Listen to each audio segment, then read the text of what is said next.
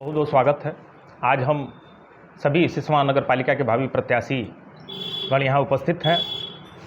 चूँकि कल दिनांक 12 अक्टूबर 2022 को माननीय उच्च न्यायालय द्वारा रीट संख्या 14/031/2022 जो कि वर्तमान नगर पालिका अध्यक्षा श्रीमती शकुंतला देवी द्वारा संस्थित किया गया था, उपचुनाव को सामान्य निर्वाचन को घोषित किए जाने को लेकर उसके संदर्भ में कल माननीय न्यायालय ने अपना आदेश पारित किया, जिसमें उन्होंने पहली बैठक से 5 वर्ष हेतु इस मार्च 2022 में संपन्न हुए उपचुनाव को मान्यता देने का कार्य किया है। हम सभी जो भी वर्तमान अध्यक्ष पद के प्रत्याशी हैं, आमजन जो भी हैं, उनके द्वारा जो हमारी आपत्तियां हैं वो आपत्तियां आप सभी के समक्ष रखने के लिए, आम जनता तक इस बातों को पहुंचाने के लिए और इसके बारे में हमारी क्या तैयारी है ये बताने के लिए हम आप सभी के समक्ष उपस्थित हैं। सबसे पहले हम अपनी वो आपत्ति आपके समक्ष रखना चाहेंगे कि जब ये रीट दाखिल हुई थी 14 मई 2022 को, उसके बाद 5 जुलाई 2022 को मैंने एक प्रार्थना पत्र के माध्यम से इम्प्लीमेंट एप्लीकेशन के माध्यम से उसमें अपीयर होने का काम किया और एक पत्रावली प्रस्तुत करने का काम किया था मैंने माननीय उच्च न्यायालय के समक्ष, जिसमें जब चुनाव का आदेश जारी किया गया था माननीय उच्च न्यायालय द्वारा, उसके विरुद्ध सुप्रीम कोर्ट में पूर्व अध्यक्षा श्रीमती रागिनी देवी जायसवाल जब गईं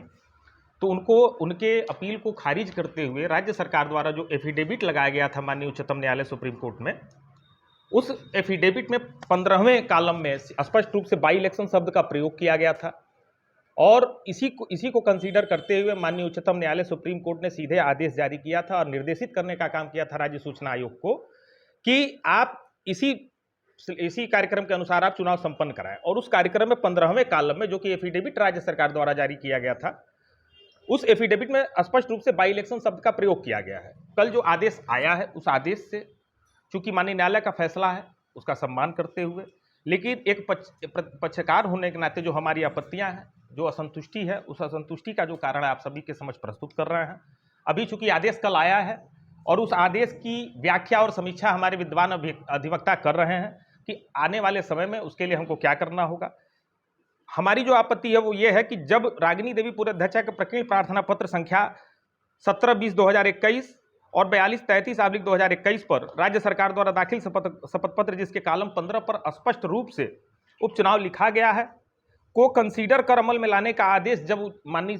सुप्रीम कोर्ट ने दिया था, तो उसके विरुद्ध हाई कोर्ट द्वारा आदेश कैसे यह पारित किया जा सकता है। माननीय उच्च न्यायालय ने 13G एवं 13H म्यूनिसिपल एक्ट का उल्लेख किया था और यह बताया गया था कि 13G के अंतर्गत यह अधिसूचना जारी की गई है। इस अधिसूचना को अगर उपचुनाव निर्वाचन किया जाना होता है तो 13H के अंतर्गत जारी होना चाहिए, जबकि 13G चुनाव की जो प्रक्रियाएं होती हैं नामांकन से लेकर मतगणना तक, उसी के लिए 13G का प्रयोग होता है और 13H की कोई आवश्यकता उपचुनाव की अधिसूचना जारी करने के लिए नहीं पड़ती। ये हमारी आपत्ति है।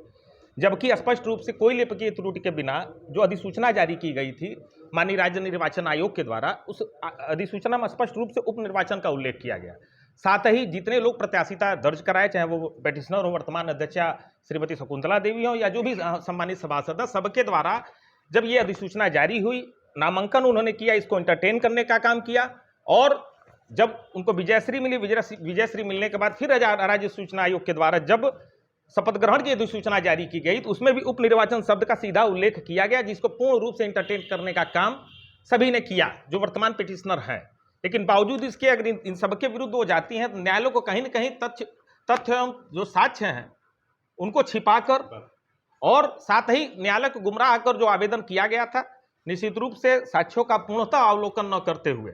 और कहीं न कहीं जो पक्षकार हैं, पक्षकार द्वारा प्रस्तुत जो भी साक्ष्य थे उनका पूर्णतः संज्ञान न लेते हुए उसकी जो गलत व्याख्या है वो गलत करते हुए ये आदेश जारी किया गया है, जिसके विरुद्ध हम सभी जो भी भावी प्रत्याशीगण हैं, अध्यक्ष पद के जो भी टिकटार्थी हैं, उन सारे लोगों के द्वारा कल एक बैठक के माध्यम से सहमति बनी है और हम सभी जो है माननीय उच्चतम न्यायालय में जाकर इस आदेश के खिलाफ एक अपील दाखिल करेंगे और निश्चित रूप से इस अपील को के माध्यम से इस आदेश को खारिज करवाकर जो असंवैधानिक अव्यवहारिक आदेश है इसको निरस्त कराने का हम सभी प्रयास करेंगे। और ये आमजन को हम सभी यह विश्वास दिलाते हैं निश्चित रूप से, चूंकि अवैधानिक आदेश है, अव्यवहारिक आदेश है,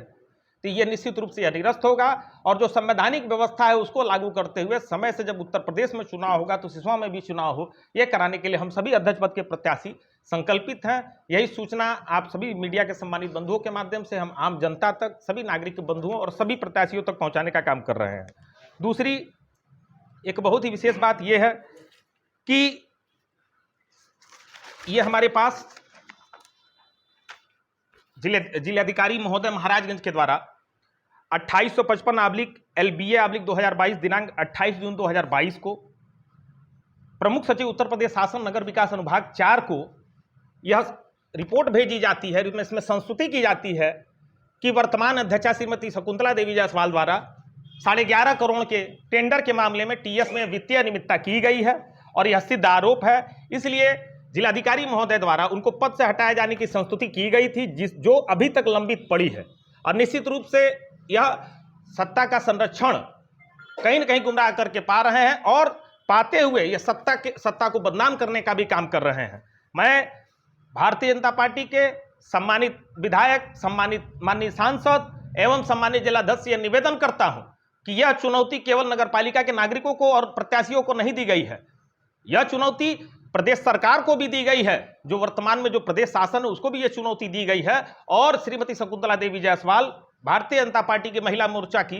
मंडल अध्यक्षा भी हैं, एक भारतीय जनता पार्टी की कार्यकर्ता भी हैं। तो वर्तमान प्रदेश सरकार को चुनौती देने के लिए उनके खिलाफ भी अनुशासनहीनता का जो उन्होंने कार्य किया है उसके विरुद्ध भी कार्रवाई करने का काम करें, ये हमारा उन सभी से निवेदन है। और जो भी यह आम जन के मंशा के विपरीत जो कार्य किया जा रहा है और जो आदेश आया है उस आदेश को निरस्त कराने में आप सभी सम्मानित जो जनप्रतिनिधि हमारे जनपद के, हमारे विधानसभा के, उन सभी से हमारा निवेदन है आप सभी हम इस जनता के और सभी प्रत्याशियों को सहयोग में अपना